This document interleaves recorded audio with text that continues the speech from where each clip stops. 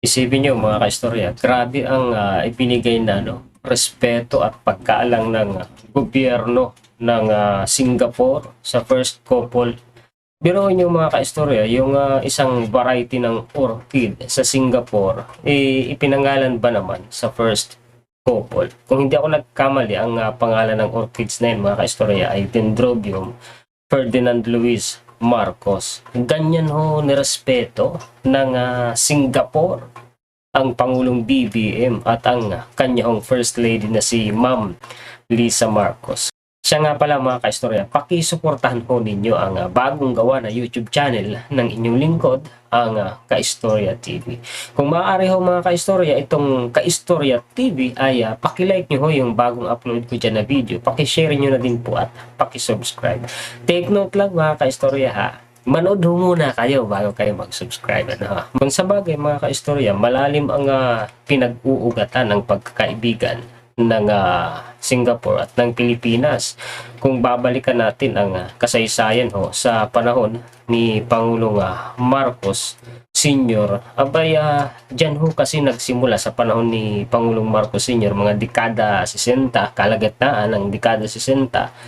Diyan nila naitatag ang Southeast Asian Nation. Opo mga kaistorya, ang Pilipinas at ang Singapore ay isa sa 5 founding members ng Southeast Asian Nation. Utang na loob natin kay Pangulong Ferdinand Marcos Sr. mga kaistorya kung bakit ang Pilipinas ay naging miyembro ng Southeast Asian Nation. Hindi lang basta miyembro, founding members po tayo o founding member po tayo ng Southeast Asian Nation.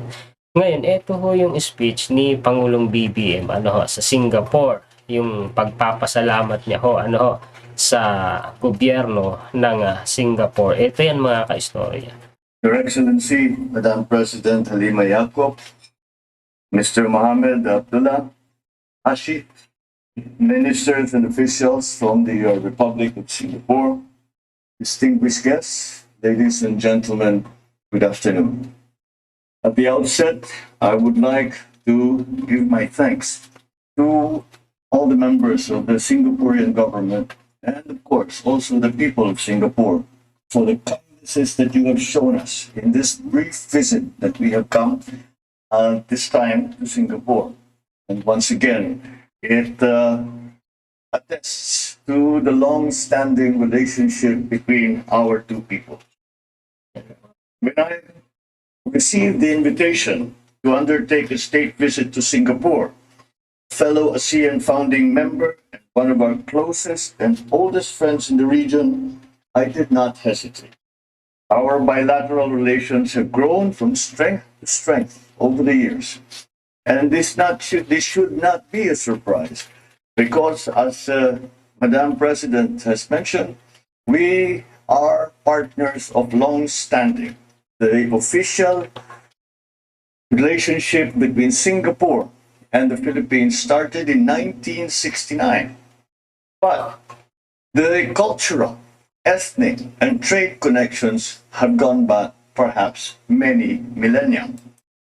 Ang totoo mga kaistorya, ang banggit ni Pres BBM 1969, nagsimula ang pagkakaibigan ng Pilipinas at ng Singapore.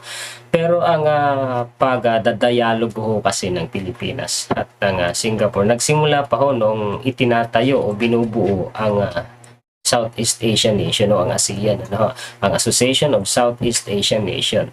1967 kasi nagsimulang buuin, So, sinabi niya rito mga kaistorya na hindi siya nagdalawang isip na paunlakan yung imbitasyon ng Singapore na bumisita nga siya doon sa bansang iyon dahil ang tiningnan dito ni BBM yung malalim at matagal ng ugat na pagkakaibigan ng Singapore at ng Pilipinas. And this friendship has manifested itself in unique ways. As this morning, we were invited to the Botanical Gardens of Singapore, and my wife and I, the First Lady and I, were given the singular pleasure and honor of having an orchid named after us. I can say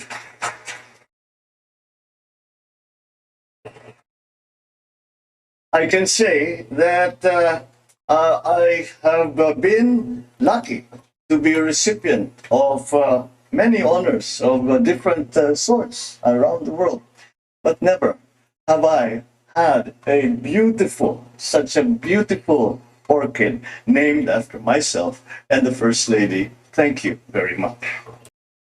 Biruin nyo mga kaistorya. Napakalaking honor ho yan sa bansang Pilipinas, sa mga Pilipino. Biruin nyo ba naman na isang variety ng orchid ng Singapore ipinangalan sa ating Pangulong BBM at sa kanyang First Lady na si Ma'am Liza Marcos.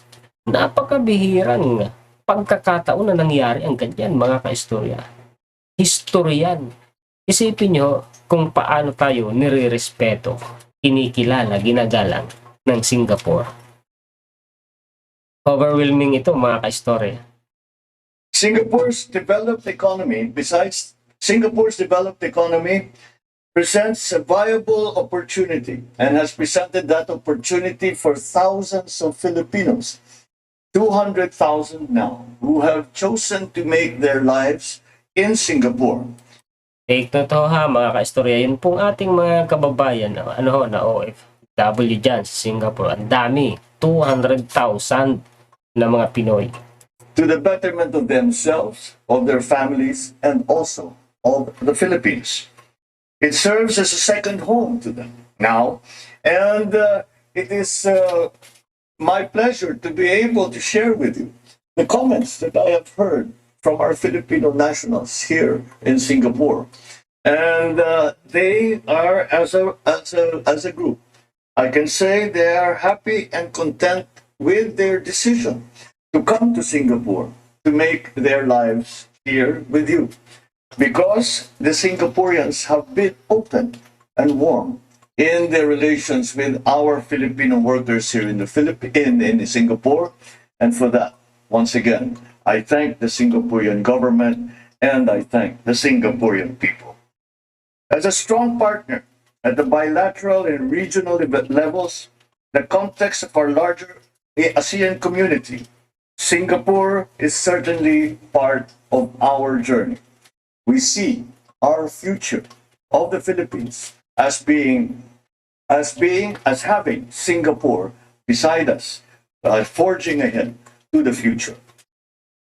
Singapore, as part of our journey in maintaining political stability and economic prosperity in the region, we are one with you in proving to the world that the strength of a country is not in its size, but in the quality of the lives and the ties that it forges with the members of the community of nations, guided by the tenets of sovereign equality and independence.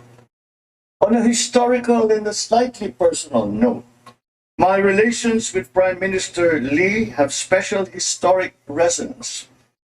I remember very well that in the discussions, I was still a young boy, but always listening and trying to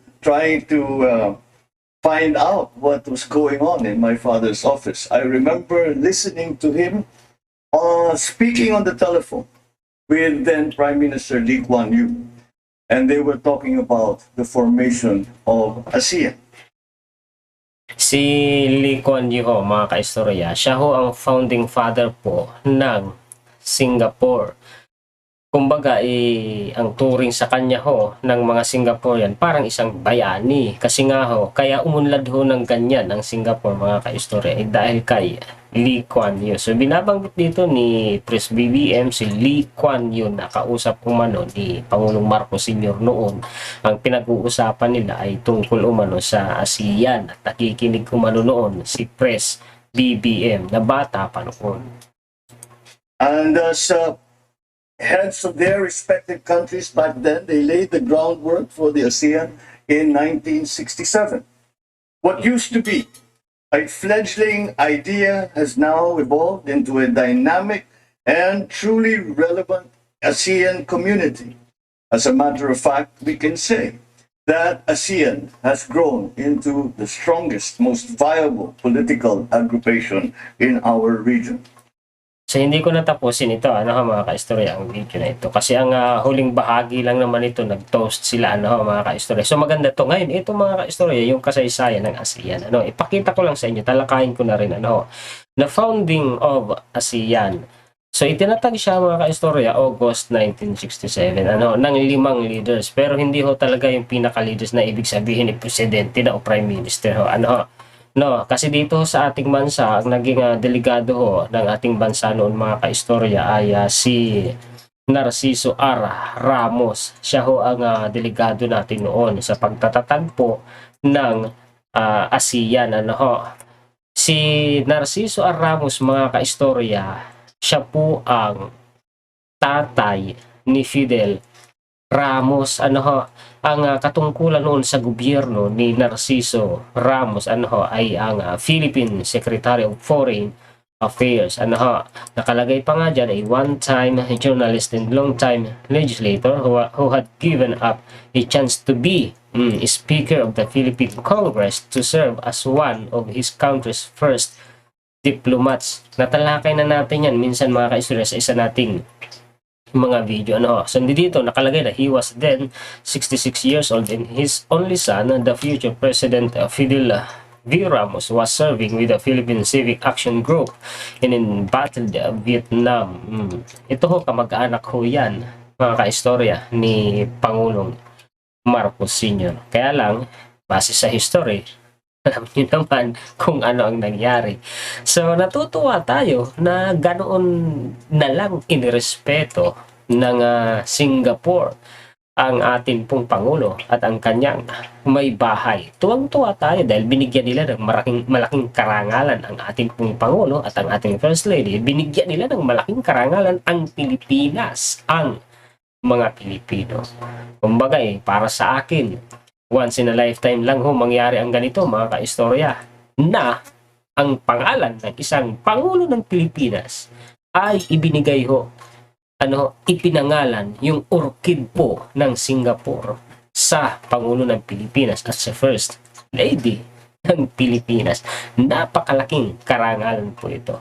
So yan mga kaistorya, ang update na balita at ilang bahagi ng kasaysayan na maibabahagi ko sa inyo. Muli po, ako ang inyong lingkod. Ako si Juan Historiador, ang tagakwento ng totoong istorya ng kasaysayan. Maraming salamat po sa inyong lahat.